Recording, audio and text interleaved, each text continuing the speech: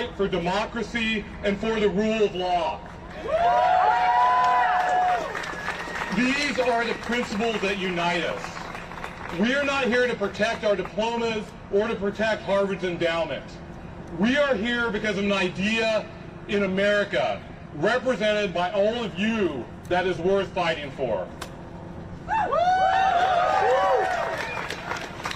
It tells you a lot about an institution or about a country if people come from across the world to be there. It also tells you a lot about a country when it sends its people across the world to help others. You know, I know this because in a certain way, I started my life as an international student. I was born as an American citizen, but not in this country. I was born in what was then West Germany. My very earliest perspectives were as a visitor, learning and being nurtured by another country. But the important part is why my family was in Germany. At the height of the Cold War, the struggle between tyranny and freedom, between dictatorship and democracy, my father was stationed in Germany as part of the American military. And he was one of millions. When America was taking a stand for democracy and for a way of life, millions of men and women from the United States uprooted their lives. And American taxpayers paid with their dollars to be in the front line of freedom.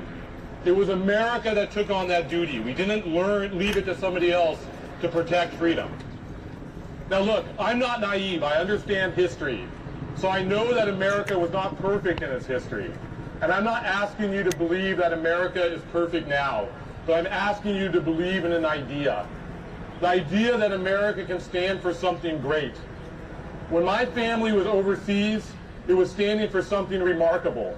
It was a country that used its wealth and power to try to make the world a better place.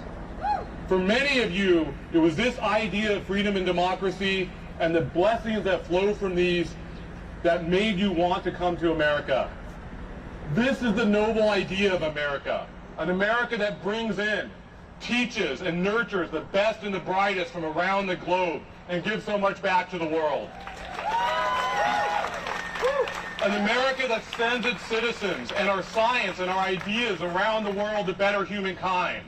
An America that stands for democracy, for the idea that a government is for the people and by the people. An idea that people, all people, have certain inalienable rights. But I want to be clear. All of this is now under threat. The attack on Harvard, the attack that is on all of you, is at the center of an attack on democracy, an attack on the rule of law.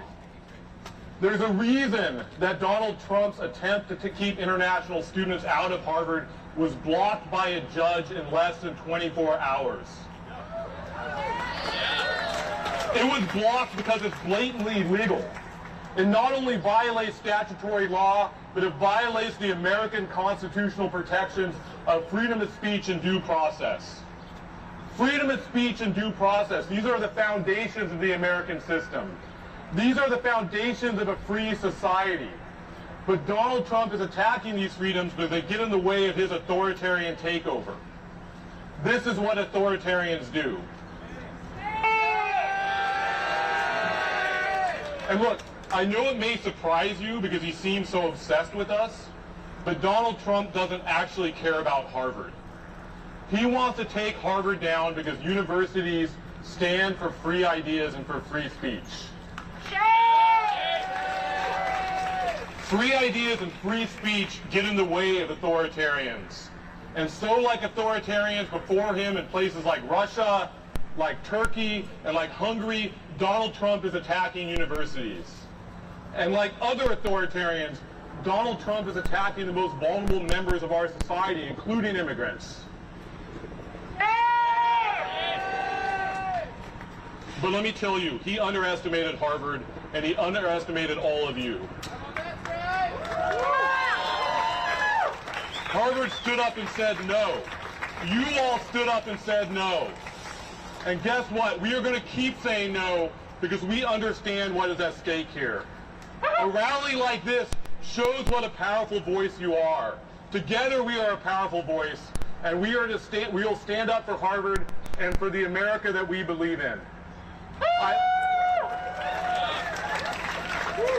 I often tell my students that you came to Harvard to do something big, because you wanted to do something big, because you wanted to make a difference in the world. Right now, you are doing that. The world is watching as we speak, and we speak up for an ideal of America. This is what we are fighting for, and I know together that we can win. Thank you.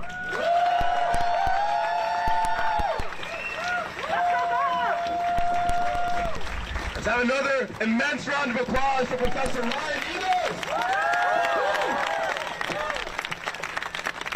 All right, we're going to do a few more chants before we hear from our next, another fabulous speaker. Harvard's voice is loud and clear. Harvard's voice is loud and clear. Every student's welcome here. Every student's welcome here. Harvard's voice is loud and clear. Harvard's voice is loud and clear. Every student's welcome here. Every student's welcome here. All right, now we're going to hear from another speaker, a student, Clive Lawrence, who is an incredible student organizer and a sophomore concentrating in government. Let's please welcome Clive to the stage.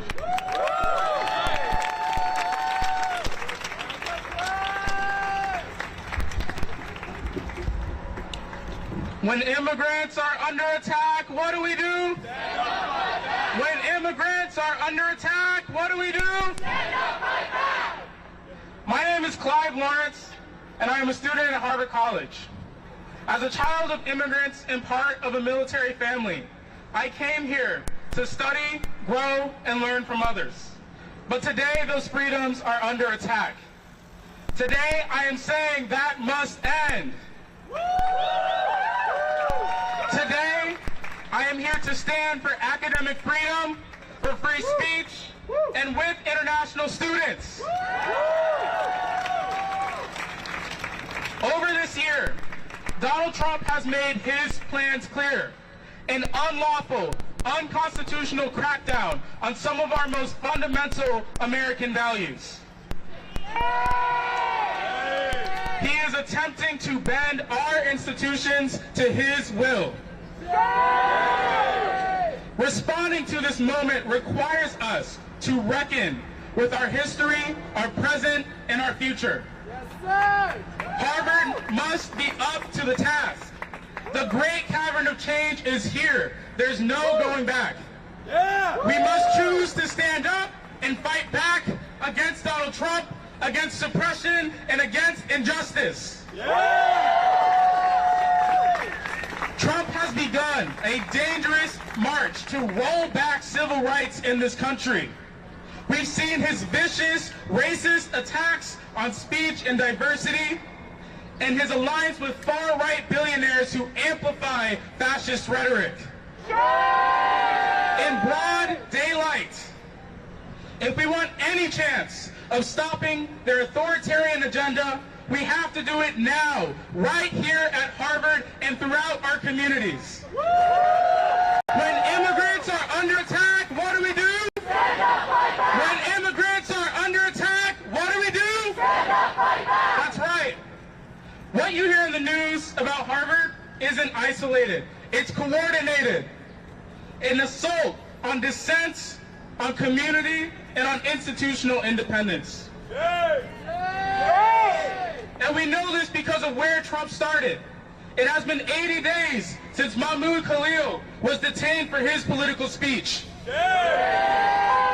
warning to every international student who dares to speak out that ICE could just disappear them from campus. It's been over a month since Trump began cutting Harvard's research funding, jeopardizing our university's core mission. And just under a week ago, Trump made one of his most brazen attacks yet, revoking our campus's ability to enroll international students. Shame! Shame!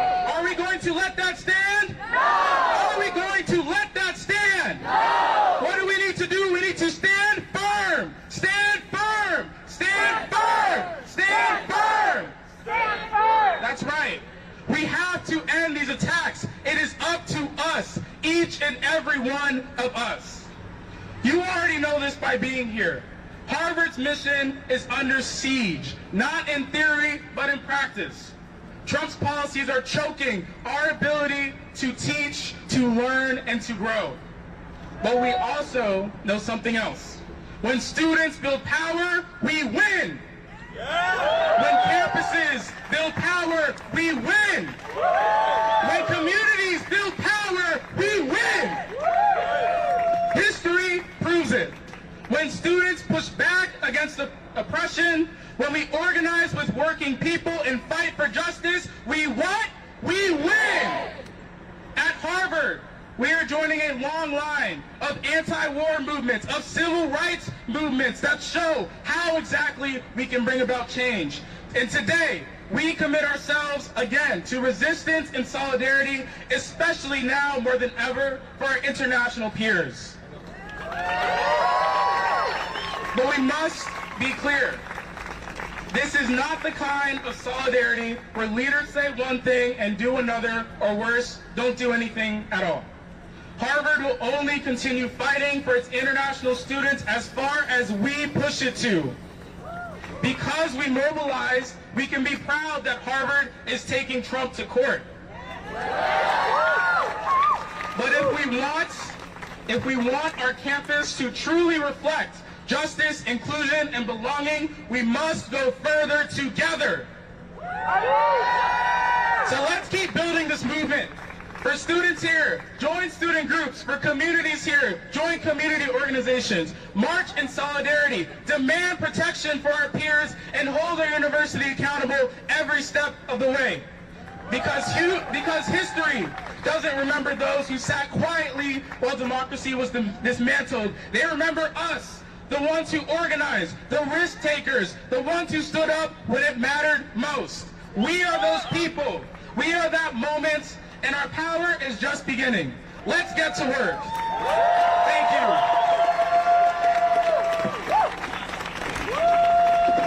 Let's hear it for Clive Lawrence. All right, we're going to do one more. Repeat after me. You guys are doing great with those. Who belongs in class today? Who belongs in class today? Every student, let them stay. Every student, let them stay. I said, who belongs in class today? Who belongs in class today? Every student, let them stay. Every student, let them stay. All right, we have a few more speakers. We're going to have a group of 3 speakers, and then we're going to have a final speaker who's going to be Leo, an international student from Sweden, who many of you already know. Now, as many of you know, the Trump administration has intentionally created a climate of fear, both across the country and right here on our own campus. And while many courageous international students have spoken out publicly, including one you'll hear from very soon, others are understandably afraid to speak up, afraid of retaliation, afraid of deportation, afraid for their livelihoods, and afraid for their futures. But these students must still be heard. And so, Students for Freedom created an anonymous submission portal where international students could more safely share their stories. Today, we will read some of those stories out loud. To protect the international students who share these testimonies anonymously, 3 domestic students will stand in their place and give voice to their words. Now, when you hear these personal testimonies, American students speaking the words of their international classmates, we hope that you will recognize, that you will understand that our voices are united. You cannot divide us, domestic and international alike. We are part of only one university. And for every student who cannot safely speak out, there is an American student ready to defend them, to stand beside them, and to speak up with them. So now I'd like you all to welcome welcome our next three speakers. We have Ray Trainer, a junior at Harvard doing a double concentration in psychology and molecular biology, Avinashi Bandari, a junior concentrating in physics and chemistry, and Victor Flores, a senior and a co-president of the Harvard Democrats in 2024. Let's hear it for these three speakers.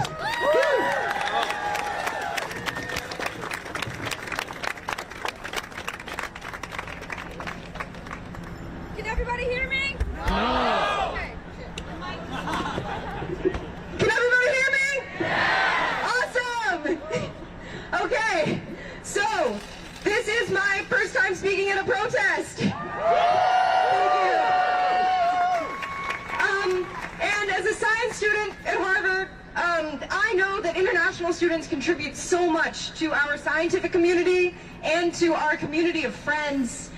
I could say so much about how Trump is targeting our research and our student body, both our ability to produce knowledge and to share it. But I want to talk a little bit about what it was like to help organize this protest. I would say that for every student I talked to who said that they were excited to come and that they could make it, I talked to someone else who was afraid to come. Yeah. That is abominable. Aren't we supposed to have free assembly in this country? Why do we fear government retaliation? Shame. Yay! Trump is using our international students as a bargaining chip. He's threatening to revoke our school's hosting status unless we turn over a massive amount of disciplinary information and surveillance. This is information we are not legally required to give. And once he has it, he will use it for his own nefarious ends. He will use it to attack student protesters, like all of you standing here today. Shame. Yay!